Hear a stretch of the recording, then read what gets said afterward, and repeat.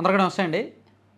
YSR Congress party ముఖ్యనేత Rajya Sabha సభ్యుడు విజయసాయిరెడ్డి గారు ఉన్నపలంగా ఆ పార్టీకి పదవికి రాజీనామా చేసి రాజకీయాల నుంచి తప్పుకుంటున్నట్టు ప్రకటించారు.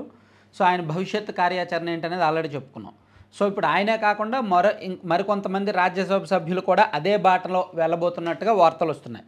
ఆళ్ళ అయోధ్య రామరెడ్డి గారు, వైవి సుబ్బారెడ్డి గారు, గొల్లబాబురావు గారు, పిల్లి సుభాష్ చంద్రబోస్ గారు, ఇలా వైసీపీలో ఉన్న మిగిలిన రాజ్యసభ సభ్యుల్లో మరో ఇద్దరో లేదో ముగ్గురో సేమ్ అదే బాటలో వెళ్ళబోతున్నట్టుగా వార్తలు వస్తున్నాయి.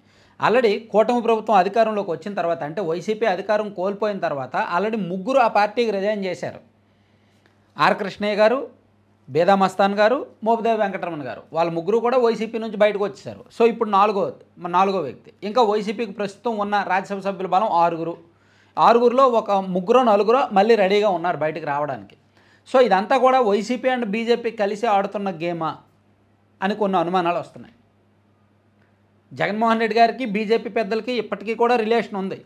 ఆ రిలేషన్ ఉంది కాబట్టే వైఎస్ఆర్ కాంగ్రెస్ పార్టీ హయాంలో జరిగిన అనేక పాపాలను, తప్పులను ఈ కూటమి ప్రభుత్వం జగన్మోహన్ రెడ్డి గారి జోలికి వెళ్ళలేకపోతున్నారు. షిరిడి సాయి ఇలాంటి సంస్థలను ఏమీ చేయలేకపోతున్నారు. వివేకానంద రెడ్డి గారి కేసును మళ్ళీ తెర మీదకి తీసుకురాలేకపోతున్నారు. కోడికత్తి అనే కేసును మళ్ళీ తెర మీదకి తీసుకొచ్చి నిజానిజాలు తేల్చలేకపోతున్నారు. సో అంటే వీళ్ళు ఎక్కడో దగ్గర రాజీ పడిపోయారు. సో ఇక్కడ జరుగుతున్నది ఏంటంటే, గత 5 ఏళ్లలో వైసీపీ చేసిన పాపాల్లో బీజేపీకి కూడా కొంత వాటా ఉంది. కాబట్టి ఆ వైసీపీ పాపాలను బయటపెట్టే క్రమంలో బీజేపీ పాపాలను కూడా బయట పెట్టాల్సి వస్తుంది. కాబట్టి చంద్రబాబు గారు బీజేపీతో పొత్తులో ఉన్నారు కాబట్టి రాజీ అయిపోయారు. సో అదే రాజీ సూత్రంలో భాగంగా వైఎస్ఆర్ కాంగ్రెస్ పార్టీలో ఉన్న ఎంపీలను, రాజ్యసభ సభ్యులను బీజేపీలో చేరిస్తే కొంత వాళ్ళు సేఫ్గా ఉంటారు, వాళ్ళు గత 5 ఏళ్లలో చేసిన అవినీతి వ్యవహారాలు ఏమి బయటకు రావు అనే ఒక ఆలోచన కావచ్చు. సేమ్ సుజనా చౌదరి గారు, సీఎం రమేష్ గారు, గరికపాటి గారు అప్పట్లో 2019లో ఎలాగైతే బీజేపీలోకి వెళ్ళి కడిగిన ముత్యాలు అయిపోయారో ఇప్పుడు వీళ్ళు కూడా అదే ఆలోచనతో ఉన్నారేమో. సో అందుకే అంటే ఇద్దరు బీజేపీ, వైసీపీ కలిసి ప్లాన్ చేసి ఉండొచ్చు అనే టాక్ అయితే ఉంది. మరి ఎంతవరకు వాస్తవం అనేది కాలం సమాధానం చెప్తుంది.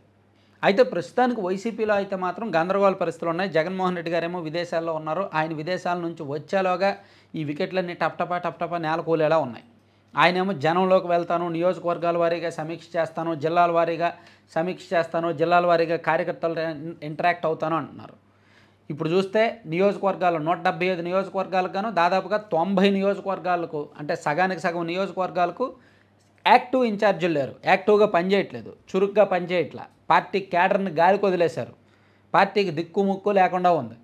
సో అటువంటి పరిస్థితుల్లో వైఎస్ఆర్ కాంగ్రెస్ పార్టీలో ఇప్పుడున్న ఈ రాజ్యసభ సభ్యులే జిల్లాల వారీగా ఇన్ఛార్జీలుగానో లేదంటే రీజనల్ కోఆర్డినేటర్లుగానో కీలకమైన బాధ్యతల్లో ఉన్నారు. సో వీళ్ళు కూడా పార్టీ నుంచి బయటకు వెళ్ళిపోతే, పార్టీ వ్యవహారాల నుంచి తప్పుకుంటే మరి ఎవరు బాధ్యత తీసుకుంటారు? జగన్మోహన్ రెడ్డి గారిని ఏమైనా ఒంటరిని చేసేస్తారా? జగన్మోహన్ రెడ్డి గారు ఒక్కడే ఇంకా ఇవన్నీ చేసుకోవాలా అనేది కాస్త సందేహాస్పదంగా ఉంది. కానీ ఏదైనా సరే ఒకటి మాత్రం నిజమండి, మీరందరూ కూడా ఇప్పుడు జరుగుతున్న పరిణామాలు ఏవి కూడా పూర్తిగా నమ్మడానికి అయితే లేదు. ఏదో ఒక ఇంటర్నల్ ట్రాప్, ఇంటర్నల్ గేమ్ ఏదో ఒకటి ఉంటుంది. జగన్మోహన్ రెడ్డి గారు బీజేపీ వాళ్ళు కలిసి ప్లాన్ చేస్తున్నది కావచ్చు, లేదంటే బీజేపీ వాళ్ళే సింగిల్గా ప్లాన్ చేస్తున్నదైనా కావచ్చు. Thank you.